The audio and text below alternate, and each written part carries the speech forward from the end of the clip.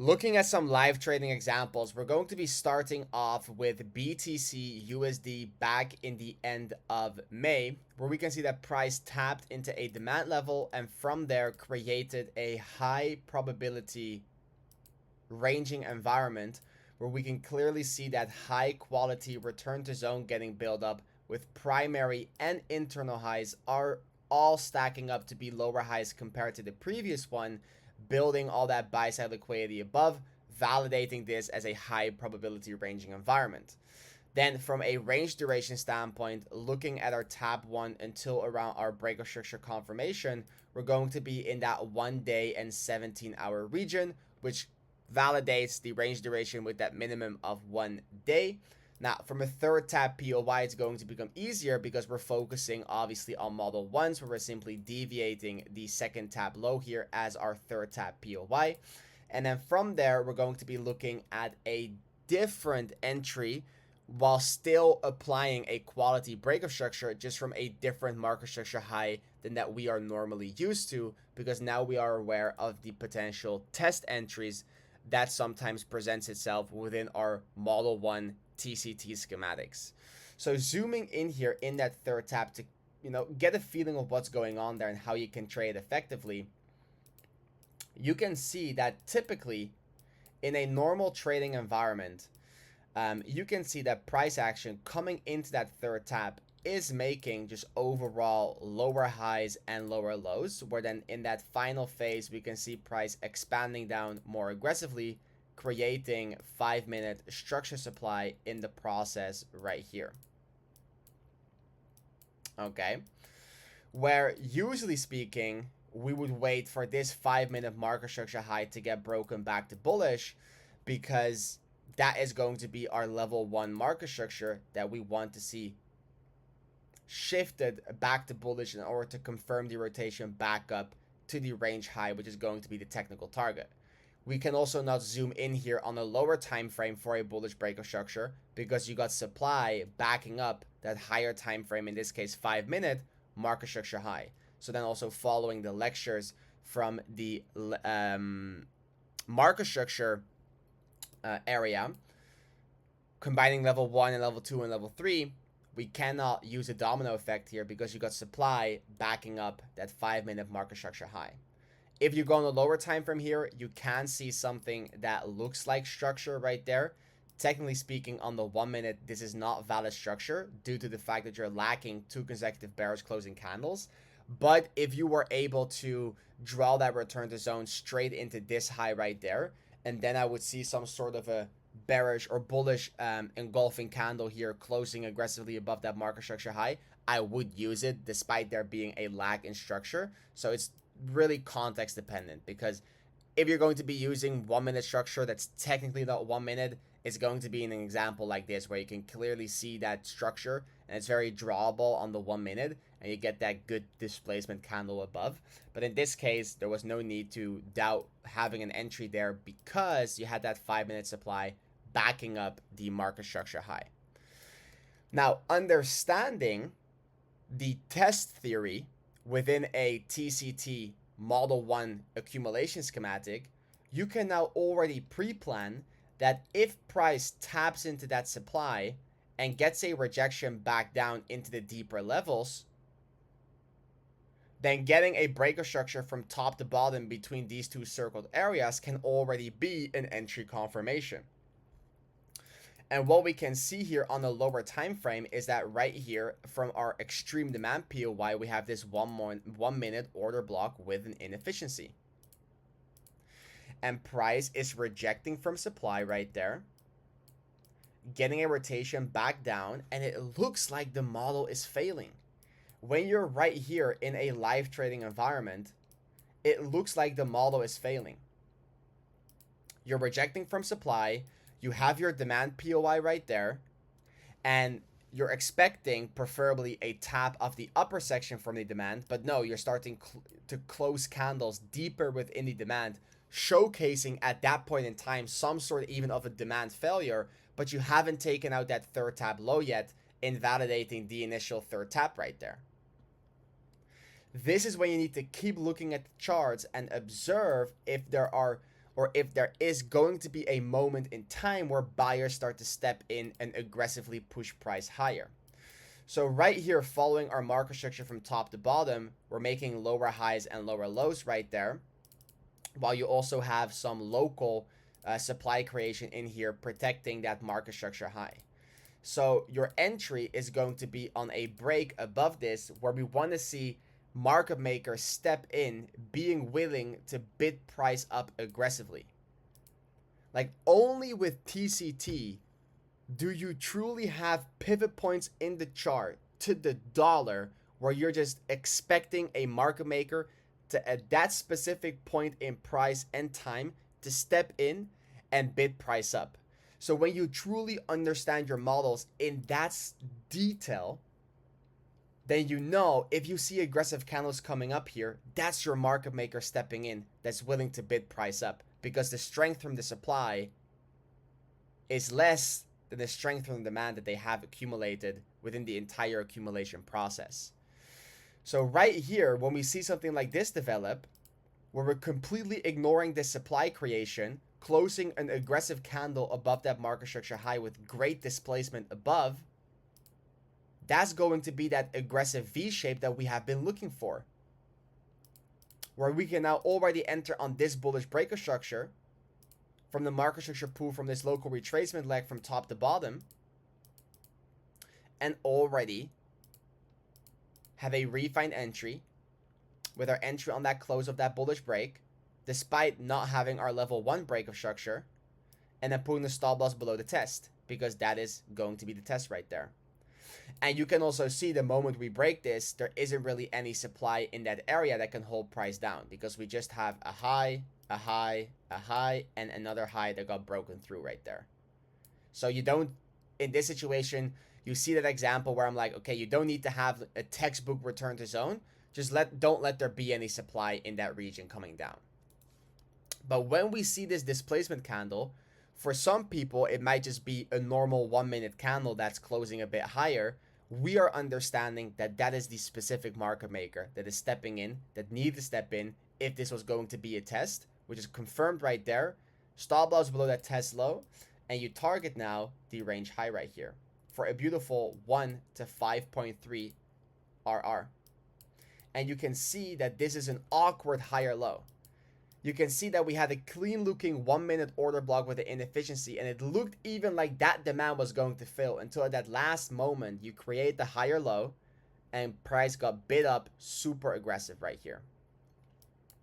And this was even also on your Sunday open, which is obviously an amazing moment to start pivoting. But right there, get the rotation back up, and you can see just the market maker stepping in there, bidding price up, and within a few hours you came towards the technical target. But it's really that understanding of not looking away here, but anticipating on an idea where this can be a potential test, and you can already enter on that bullish break of structure right there. Now, we had a similar situation on Bitcoin, but then actually on a higher time frame, which marked the bottom back in April around 74-ish K.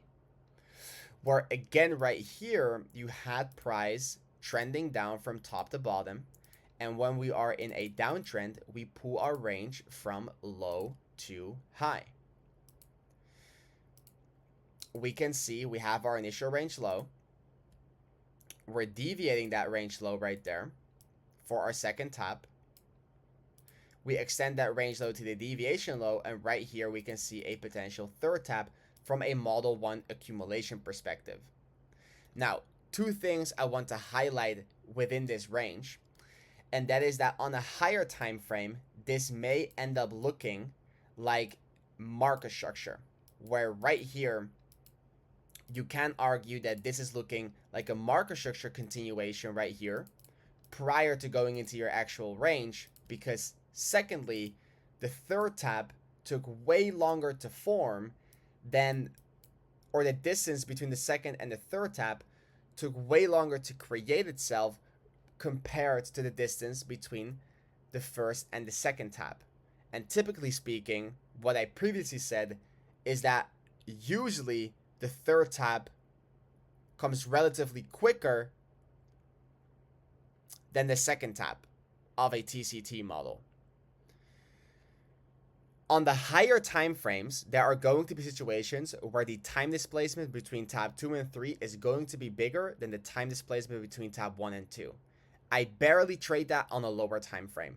On a higher time frame, when we're looking at 12-hour, 18-hour daily ranges, that's when you're going to have these situations where a tab 3 might have bigger time displacement.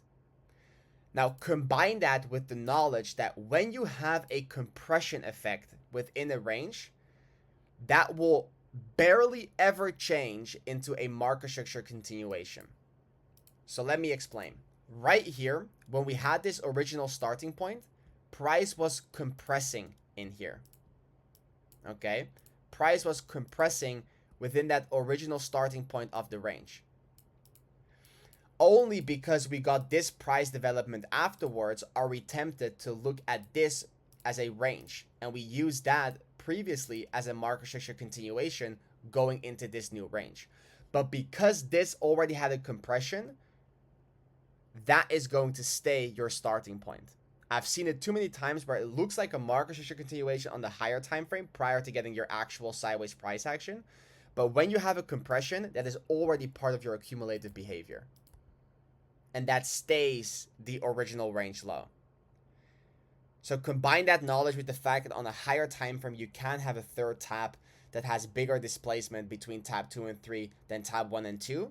And we can look at this from a model 1 accumulation perspective, where we can see that the move down into the third tap is relatively more aggressive while having an overall decent return to zone above. It's nothing that special, but you do have highs, highs, highs, highs, highs, highs, highs, some highs there. This high grab liquidity, but it has some, and then right here you got some local highs. Okay, so you don't really have the perfect return to zone drawn from like a liquidity perspective, because you kind of have this high right there. It kind of makes it a bit more awkward to draw the liquidity curve, but there is definitely some liquidity if you zoom in on each individual area.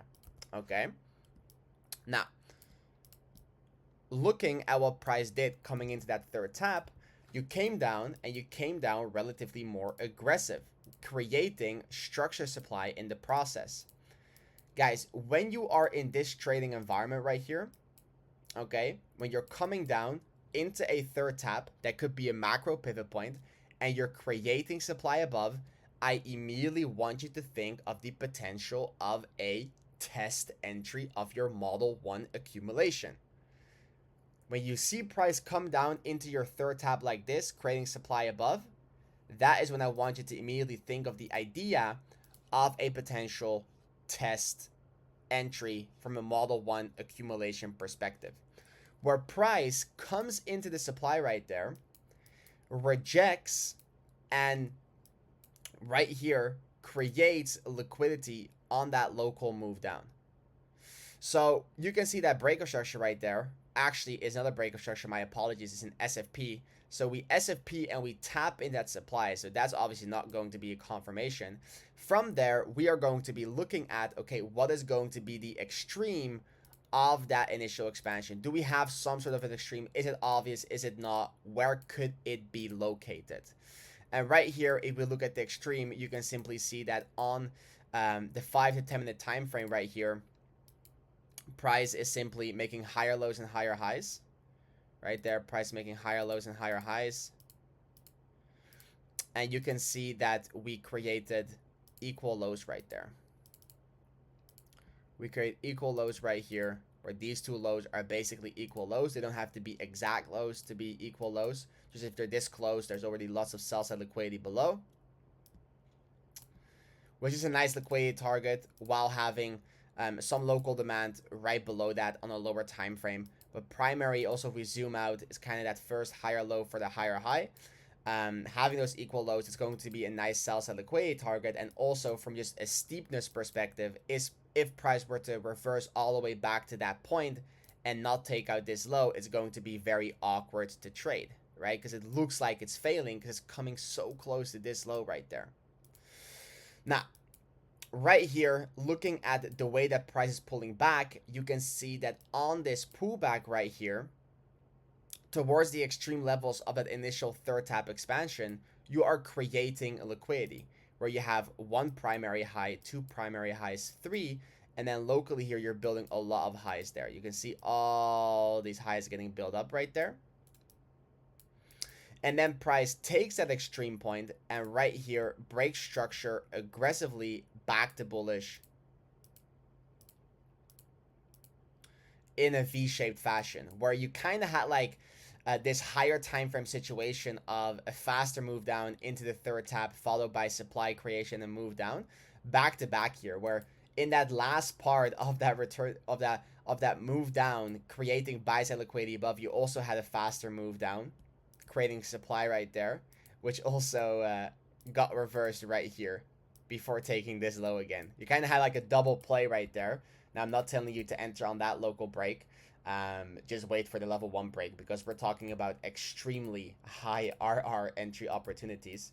But right here, we can see price have that sell, have that buy, rejecting from supply, and then boom, straight up aggressive break of structure, sell or buyer stepping in, aggressively pushing price higher, no sell side liquidity below creations, just inefficiencies on the move up. And right there is when you close below that market structure high, which is that level 2 breaker structure of the market structure pool from swing high to swing low. Right there, swing high to swing low. And from there, we are anticipating on a reversal back up towards that primary market structure high, which we need to break from a level 1 entry perspective on the higher time frame. And we can look for an entry right there for the reversal all the way back up to our higher time frame range high here. And in this case, it was also a potential reversal back up to your all-time high from this region. But right here, you can see price putting in that higher low for the higher high, getting the aggressive expansion. What I have been saying, guys, you tend to have extremely aggressive reversals from these POIs because it looks like the model is about to fail until price gets pushed up super aggressive, and within no time you're coming towards that that overall technical target, which is going to be the range high. And in this case, this was actually your macro low. This was the macro most recent pivot point low, and that's where you can see the old accumulation that we discussed. Obviously, we can have some consolidation in the process, but overall price tends to pick back up and expand aggressively towards a new high right there. Look at that. Price is getting bid up aggressively because they're testing the strength of the supply right there. They're simply testing if the supply and the selling pressure from the supply is strong enough to push price lower or weak enough in order for them to bid price up.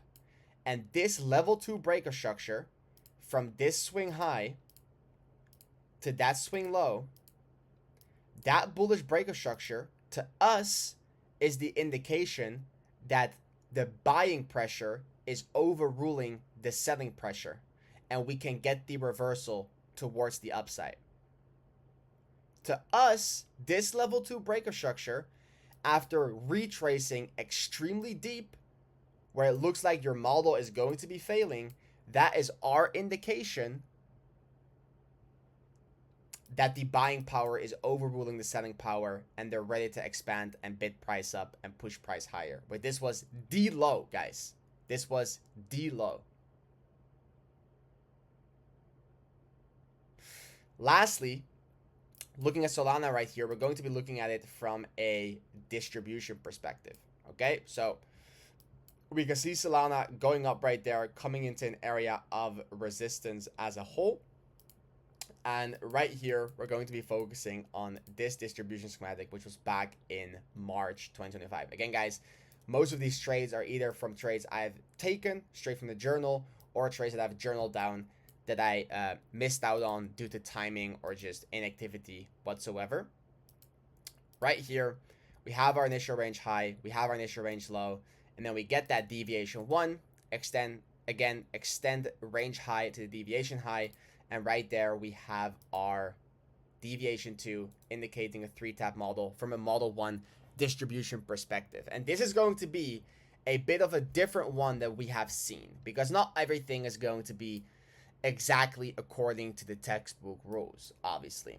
Now, right here, we can see again from just the high probability variables that we have that high quality return to zone, validating this as a high probability ranging environment. We're meeting that range duration right there, where this is around 1 day and 2 hours.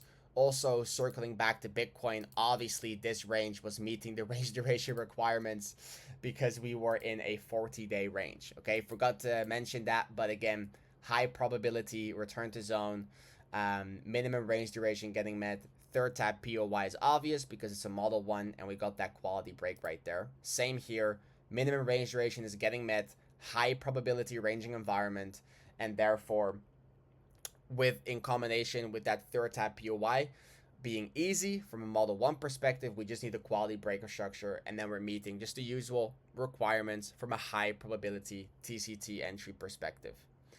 Get that model 1, get that beautiful return to zone that we can almost draw straight into a market structure low right there. And this is going to be a situation where, you know, you don't really need to per se wait for your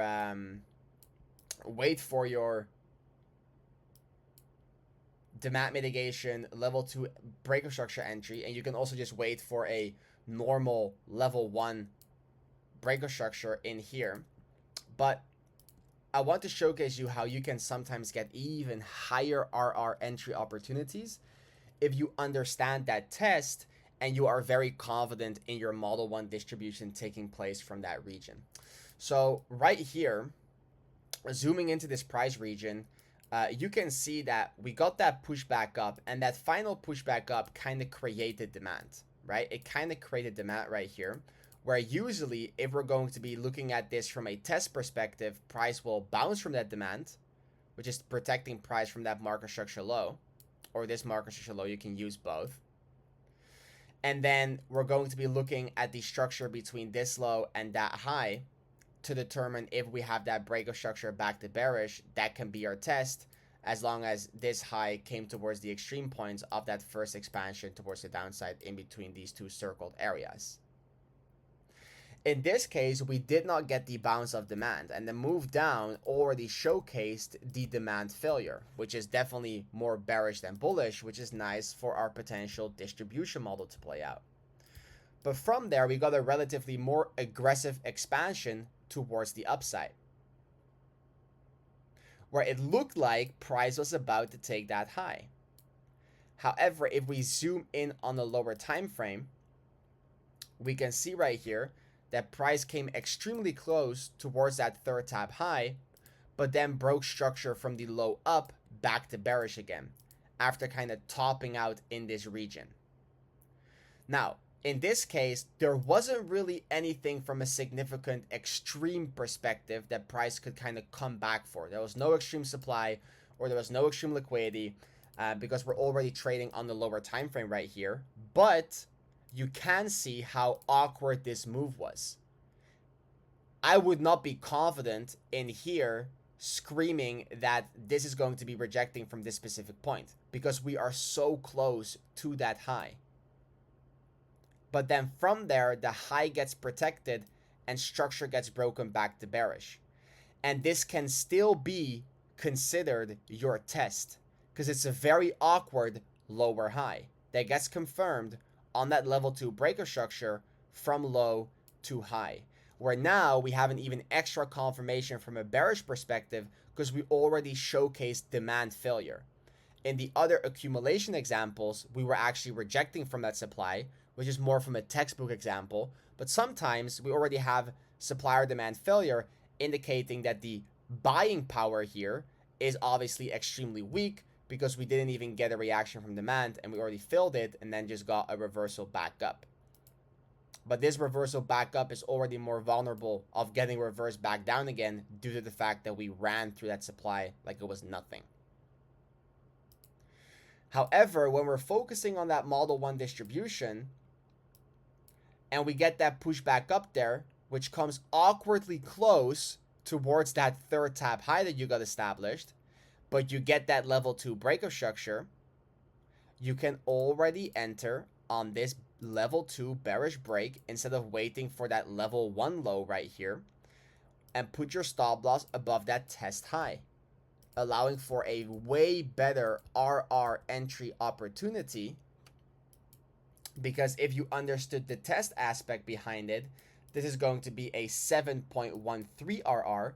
And otherwise, if you're waiting for that level 1 break of structure in here on the 3-minute time frame, which broke down all the way there, and you wait for the retest, you're going to be trading a 3.44 RR setup. So just understanding that based on this Model 1 distribution, that test right there, if you are aware of that potential test entry, that immediate pullback after getting the reaction away from the third tap, if you get that level 2 bearish breaker structure right there, and that retracement became awkwardly high and awkwardly close towards that initial third tap,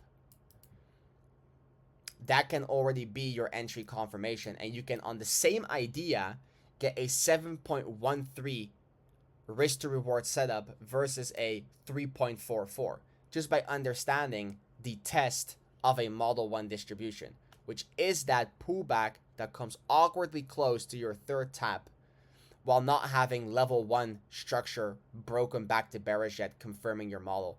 And then we can follow that structure up for the level 2 bearish breaker structure confirmation. And then we can target that low, and you can see that price over time made its way back down to the range low right here. Came back for that supply once more, creating that region, and then boom, came back down, which for a beautiful 7.13 RR opportunity. And you'll see this more often like this. Okay, you see this more often where you can get that refined entry by following the level 2 breaker structure on that local move up prior to getting your 1 break. So understand it, note it down, be aware that you need to be confident, obviously, in that being your third tap overall and confident in the model playing out. It can obviously always take that high, but when you get that bearish breaker structure with the retest coming that awkwardly high, oftentimes that is your test, allowing for high RR entry opportunities, and you do not want to be walking away thinking that your model is going to be failing, because before you know it, sellers can step in because they realize that the buying power from below is nothing compared to the sell orders that they have been filling, and they can reverse price back down and sell it off aggressively towards lower levels that we can benefit of as TCT traders.